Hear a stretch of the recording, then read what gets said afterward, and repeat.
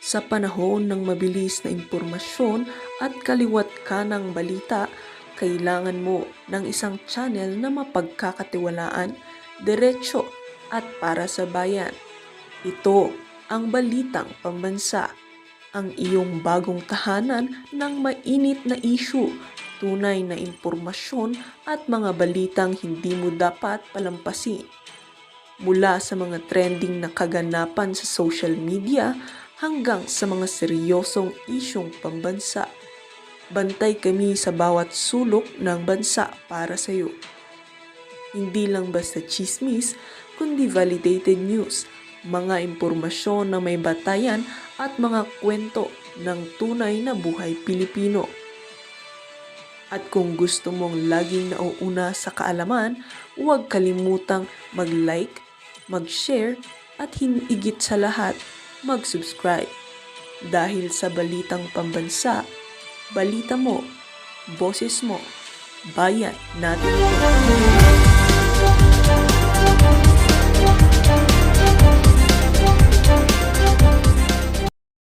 Lahat po ng mga primary witnesses and suspect ay siya po ang itinuturong mastermind. Ako mga karelasyon. Magandang araw po sa inyong lahat. Ito po ay isa pang report na aking ginagawa upang malaman ng taong bayan kung ano na ang nangyayari tungkol sa mga flood control na kaso na naging iskandalo. At kung ano ang mga ating nagawa upang mapanagot ang mga may kagagawan nito. Kaya nais kong i-report na ang ombudsman formal nang naghain ng kaso laban kina Saldico at iba pang 17 individual batay sa mga ebidensyang iniakyat ng ICI at saka ng DPWH. Hindi po ito haka-haka, hindi po ito kwento. Ito po ay tunay na ebidensya. At ito po, para hindi ko na babasahin, pero makikita naman ninyo Alam po ninyo ang style ng pagsasalita niya. Parang high school. Parang walang pinag-aralan, parang hindi presidente. Hoy, Bongbong Marcos! Baba! Out! Tinatawag ka na ng ate mo! Kasi mga karelasyon, wala na isa pa itong mga trilyon na March na sa November 30. Hindi daw pwede si VP Sara Duterte umupo bilang presidente. Ang gusto nilang iupo si Tito Soto o kaya itong si Ramon Ang. Parang yung utak nila, yung mga dilawang pinklawang umaalingasaw. Pero mamaya natin pag-usapan yan. Tapusin muna natin itong video na ito, mga karelasyon. Sa tingin po ba ninyo itong video na ito isang kasinungalingan o katotohanan? Pag-comment nga po sa comment section, siya daw po ang nagpasimula at siya ang tatapos. Talagang ikaw ang nagpasimula dahil ikaw ang mastermind, ikaw ang nagpasimula sa nakawan. Ay, hindi ko alam kung tapos ka na magnakaw. Ito, pakinggan po natin si Bongbong Mandarambong Marcos. Araw po sa inyong lahat. Ito po ay isa pang report na aking ginagawa upang malaman ng taong bayan kung ano na ang nangyayari tungkol sa mga flood control na kaso na naging iskandalo. At kung ano ang mga ating nagawa upang mapanagot ang mga may kagagawan nito. Kaya nais kong i-report na ang ombudsman formal nang naghain ng kaso laban kina Saldico at iba pang 17 individual batay sa mga ebidensyang iniakyat ng ICI at saka ng DPWH. Hindi po ito haka-haka, hindi po ito kwento. Ito po ay tunay na ebidensya. At ito po, para hindi ko na babasahin, pero makikita naman ninyo sa phone ninyo. Tingnan po natin kung ano yung nakasulat. Tingnan natin kung ano yung nakasulat. Hindi namin mabasa, Bongbong Marcos. Niloloko mo yata kami, hindi namin mabasa. Basahin mo kasi, hindi mo kayang basahin.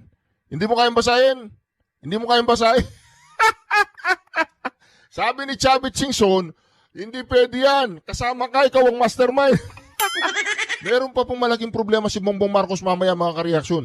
Pagdating dito kay Bersamin, nako, pag si Bersamin na nagsalita nito, Bongbong Marcos, warak ka. Huwag mong gagalitin si Bersamin. Ito yung listahan ng may arrest warrant na. At ang susunod na hakbang, ay wala nang paligoy-ligoy pa, ang ating mga otoridad ay siyempre papatupad na nila itong mga arrest warrant na ito. Aarestuhin na sila, ihaharap sa korte at pananagutin sa batas. Walang special na pagtrato, walang sinasanto. Ako ang nagsimula nitong lahat. Ako ang magtatapos.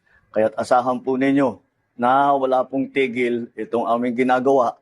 At kahit na, Siya daw po ang nagsimula at siya ang tatapos.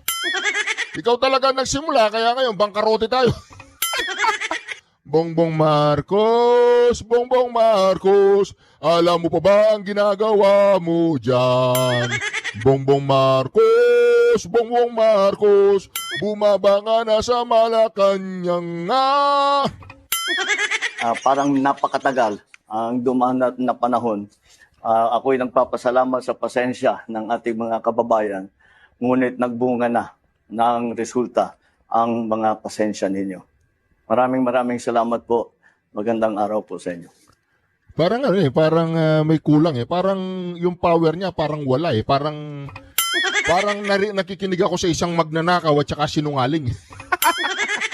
Parang ang tono mo, Bongbong Marcos, isang magnanakaw at saka isang sinungaling. Hindi ba? Bongbong Marcos, kayong dalawa magpinsan. Kung ako sa'yo, Bongbong Marcos, mag-resign ka na. Wala na, hindi mo na makokontrol ang gobyerno. Wala nang taong naniniwala sa'yo. Wala ka ng pinamumunuan. Bagsak na ang Pilipinas. Maawa ka sa amin. Mag-resign ka na, Bongbong Marcos. Nako mga kareaksyon. Pabor po ba kayo mga kareaksyon na bukas paggising natin, si VP Sara na po ang nakaupo dyan sa Malacanang? At isa-isa nang maaaresto. Si Bongbong Marcos, si Saldico, si Tambaloslos, si Don Gonzales, kung sino-sino pa yung makakasuhan. Di po ba mga kareaksyon? Si Bongbong Marcos parang wala sa sarili kanina, nagsasalita. Siya daw po ang nagsimula. Talagang ikaw ang nagsimula. 100 billion nga. Magandang Ay, tama na, Bongbong Marcos. Tama na, umuwi ka na sa inyo. Tinatawagan na ng ate mo, hoy.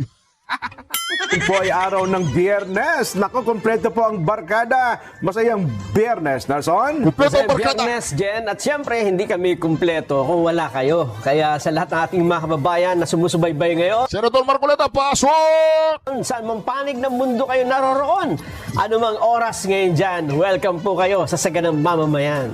Ayun, at nandito na rin po, Senador Rodante Marcoleta. Sen, masayang Biyernes po sa inyo. Ang ating vice-presidente. Huwag mo ng presidente, vice-presidente muna. Marcoleta ang ating vice-presidente. Sara Duterte ang ating presidente. Bongbong Marcos, lumayas ka na sa Malacanang. Wala ka ng power. Mabuti pa kayong dalawa, masaya. Ay, nung nakasama namin kayo, Sen, masaya agad kami. Paano kang sasaya sa mga nangyayari sa ating bansa? Hindi ba? Pero, Pero ako masaya dahil may magandang development na sen ha? Doon sa hinihingi nating accountability. Mukhang nagbunga dahil may mga kinakasuhan na. may nakikita kami na pusikit na tag doon. Pasikit na liwanag. sa dilim.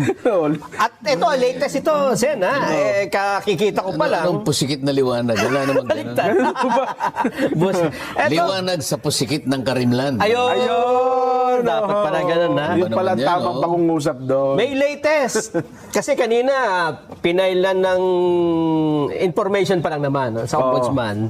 Ngayon, ibinabalita po ng Pangulong Bongbong Marcos, may nilabas siyang video, at binabalita niya sa ating mga kababayan, may warrant of arrest na laban kina dating ako Bicol Representative Saldico at 17 iba pa sa SunWest Corporation at DPWH, Jen. Aba, ay kaninang umaga nga, di ba? Halos alas 6 ng umaga, nagising tayo na nagbigay din sa pahayag. May bagong video din, ano? Oo, si Insa na. Sinama na sa kakasuhan, di ba? Oo, sa ombudsman. Yes. Re-recommendahang kasuhan. Oo. Pagka Iba yung re-recomendahan na kasuhan, iba yung kinasuhan. Sino ba yung kinasuhan at sino yung re-recomendahan na kasuhan? Kanina po ang inirekomendang kasuhan ay si dating House Speaker Martin Romualdez at saka itong si dating Congressman Saldico. Pero ngayon, iba naman ito, Nason, yung may warrant of arrest. Yung may warrant of arrest, Oh. ito yung sa ipinal nila sa Sandigan Bayan eh. Ayun, ninauna yan nung isang linggo. Sa nauhan. Oo. Babasahin ko na lang yung buong balita, Jen, para magkaroon tayo ng context dun sa ano ba yung ipinail. Oo. Ha?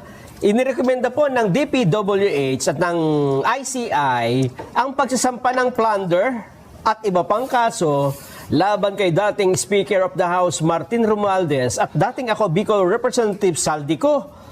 Isinabmit po ni Secretary Vince Dizon kasama ang iba pang opisyal ng ICI ang kanilang Joint Referral Report. Naglalaman po ito ng rekomendasyon sa Office of the Ombudsman. Kaninang umaga, nakita ko yung video dyan. Ang dami nilang mga kahon-kahong dokumento. Yes. Nang hingan ho ng pangunahing komento, sinabi naman ng tanggapan ni Romualdez na handang harapin ng dating speaker ang anumang isasampang kaso sa kanya. Ayon kay Dizon, kabilang ho sa joint referral ang mga kontratang kinabibilangan ng SunWest Incorporated at High Tone Construction mula 2016 hanggang 2025 na sumasaklaw sa proyektong nagkakahalaga ng halos 100 billion pesos. Nahahati ito sa 67 billion pesos sa SunWest at 32 billion pesos para sa High Tone. Kasama din daw sa referral ang mga sinumpang salaysay. Eto na. Alam mo ba kung kanino mga salaysay ang tinanggap nila? Kanino? At ginamit na ba basihan dito? Yun sa sinasabi nilang peke ang notaryo niyan, hindi yan. Gano'n, so ginamit yung... Ginamit po ang salaysay ni retired sergeant Orly Gutesa. Nako, Kaugnay ito kina Romualdez at ko. Sinabi noon ni Gutesa sa harap ng Senate. Nako mga kareaksyon, si Gutesa, yung sinabi nilang peking hindi nakanotaryo, yun po ang ginamit nila para idiin si Saldico tsaka si Martin Romualdez. Wala na, naiipit ka na BBM, bumaba ka na Brad. Bumaba ka na BBM. Blue Ribbon Committee, nakabilang siya sa mga naghatid ng male-maletang pera sa bahay ni na Romualdez at ko. Nalandang balita yan kung totoo yan. Apo. Dahil kung ginamit si Gutesa, Yung statement po niya. statement niya, dahil sa matagal ko namang sinabi na yung statement na yun, ayun ang pinaka-credible. Walang sino man, bukod kay Gutesa, ang gumawa ng isang statement na nagtatahi Opo. mula kay Saldico hanggang kay Speaker. Martin Romualdez, di ba? Sa mga katwid, kung ginamit nila 'yon, pinawalang bisa na nila yung kanilang mga kinatha na mga aligasyon na di umano ay si Gutesa pang nameke ng notaryo. Oo nga po. Dahil sa alam naman nila siguro na hindi naging issue yun sapagkat si Gutesa humarap naman talaga sa pagdinig ng Blue Ribbon Committee. Opo. Na kung saan ang pinaka-issue doon ay yung kahalagahan at saka yung katotohanan na inihayag niya sa Blue Ribbon Committee. Kaya kung yun ay isa sa mga ginamit, medyo okay naman sa akin yun. Ayun, Pero teka lang, hindi kasama sa balita na kasi ang narinig ko rin kayo na sa ibang istasyon na Nelson, bukod kay Gutesa, ginamit din na ata yung statement ni Saldico, yung mga video messages. Parang hindi na bagit Parang yung kay Gutesa, at saka ito pong huling mga video ni... Teka muna, kung ginamit yun, may binabanggit pang mga tao si Saldico. Oo nga po, di ba? yun nga po, oo. Ang totoo niyan, binabanggit niya ang Pangulong Marcos. Ayan, opo, nasabi ho niya yun. So, yan naman hayag naman talaga yan. Yes, Wala po. naman tayong itatago rito. Narinig naman nating lahat. Buong Pilipinas ay sinabi niya na nagdadala siya ng pera kay Martin Romualdez at sa ating Pangulo. Di ba? Tama po. Anyway. So, yung ba pinaktor ng ICI? Ayun nga po ang tanong namin, pagka po ba halimbawa gano'n, ginamit mo ang isang testimonya sa laysay, sa isang ipapail mo pa lang na information, pwede bang mamili ka lang kung sino ang dapat mong isama? Eh, hindi ka makakapamili. Pag ginamit mo yun, gamitin mo lahat kung ano yung nakasaad doon. Ayun, yung pala yun. Pagka hindi ganun ang ginawa mo, pupunta ka na naman sa bending dalo. Ganun ba yun? Di ba? Binabaluktot Twisting dalo. Opo. Di ba? Pero ang tanong, Jensen, halimbawa, ang sabi nyo, nabanggit nga yung pangalan ng Pangulo, pagka isinama nila yun sa papailan nila sa ombudsman, baka naman sabihin, hindi na namin sinama kasi ang presidente may immunity from suit. So hindi yan ang tamang forum. Dapat yan sa impeachment. Theoretically kasi, Opo. ang pinag-uusapan natin, kung ginamit nila yung statement ni Gutesa, Okay. maliwanag naman na binanggit niya si Saldico at saka si Martin Romualdez. Apo. Ngayon, kung totoo na ginamit naman din yung pahayag sa maraming installments, pahayag ni Saldico, si Saldico, binanggit naman niya si Martin Romualdez at Ayun. binanggit din niya ang Pangulo. Oho. Kapag pinagsama-sama mo yon, alam mo kung sino talaga ang dapat na maging subject matter ng investigation. Okay. Kaya tinatanong ni Nelson, Oo. yung doktrina na ang Pangulo ay immune sa Anumang kaso. totoo Yes, po. yun. Opo. Pero ang pinag-uusapan natin, Nelson, investigasyon lang naman eh. Aha. Hindi naman kakasuhan. Kasi para kumpleto. Dahil nga sinasabi okay. natin, huwag tayo maging selective. Opo. Total naman, binanggit lahat ang mga pangalan ng mga kung sino-sino. Sinino naman eh. Opo. Ang investigasyon na kinakailangan umikot sa lahat ng mga nabanggit. Ngayon, pagdating na doon sa pagpapile ng tama at kaukulang asunto, doon na ninyo i-consider yung doktrina that the president is immune from suit. Ayun. Di ba? At hindi naman siguro, ibig sabihin, Wala namang immune sa investigation. Sabi nga natin, no one is above the law. Yes po. Di ba? Kahit na. Pangulo- So ibig sabihin mga ka-reaction, diretso ang investigasyon, kanino man pupunta, hindi mo nga lang pwedeng idemanda o asuntuin ng presidente. Pero kapag lumitaw sa investigasyon na ang presidente ang siyang mastermind, diretso impeach po yan. Otherwise, kaladkad palabas ng Malacanang. Kaya kung ako sa'yo, Bongbong Marcos, bumaba ka na. Kaya nga lang kanina nagsasalita ka parang, bawat yugto ng sandali, halos di mo alam. ka man ng Pilipinas, hindi ka mas mataas sa batas. Opo. Hindi kagaya ng meron mong sabi, hindi. Mas mataas ang ganito sa batas. Yun. Yung Kaya impeachment. hanggang kanina pinag-uusapan yun eh. Opo. Oho. yung mas mataas ang impeachment court kaysa sa Supreme Court. Isa yun, ano? Nakataas, sinabi niya, mas mataas ang tao sa batas. Di ba? Yun pa. Di ba ganun? Tama. Kaya Kasi nga naman, nagkahetot-hetot lahat. kasi nga naman, Sen, Vox Populi, Vox Day, di ba? Voice of the people, ano yan? Voice of God. Voice of God, parang gano'n Bakit? doon yata sinimulan Yung yun. voice of the people, pinagsama-sama sa isang dokumento na kung tawagin ay saligang batas. Yun na yun. Ayun. Yan ang voice of the people. Yung saligang ba? Ayun. Hindi dahil siya nagsalita lang isang kalipunan. Opo. Ano? Ganun pala yun. O ang tawag doon, the law of the mob. Yun. Mob Pagka rule. sumigaw ba mob rule dito, yun. yun na yung batas. Hindi po ganun. The law of the mob. si Erwin Inayupa ka tulpo. Pinanganak sa Hawaii. Ang pinagsama-samang boses, di ba? Opo. Ng lahat ng mamamayan ng Republika ng Pilipinas ay naisatinig Oho. doon sa ating saligang batas. Ayun. Pasasakop ka doon? Oho. Yun pala ang konteksto noon, ano ha? Pero teka lang, kayo po, personally, sapagkat kinasuhan na po si Speaker, di ba? At saka iba pa. Kayo ba bastante na doon, Sen?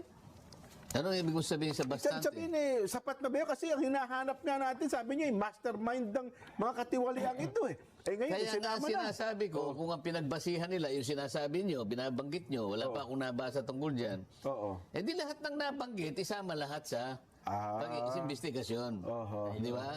At saka na natin pag-usapan kung sino yung dapat masama at hindi masama. Pero kailangan yung investigasyon Para buo. ay sa kanyang kabuuan para walang masabi yung tao na meron na naman kayong pinagtatakpan.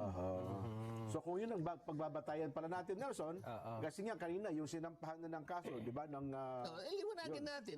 Madali lang yan. Si Gutesa, Opo. marami siyang binanggit. Aha. Yung nagdala ng pera, binanggit niya si Congressman Eric Yap.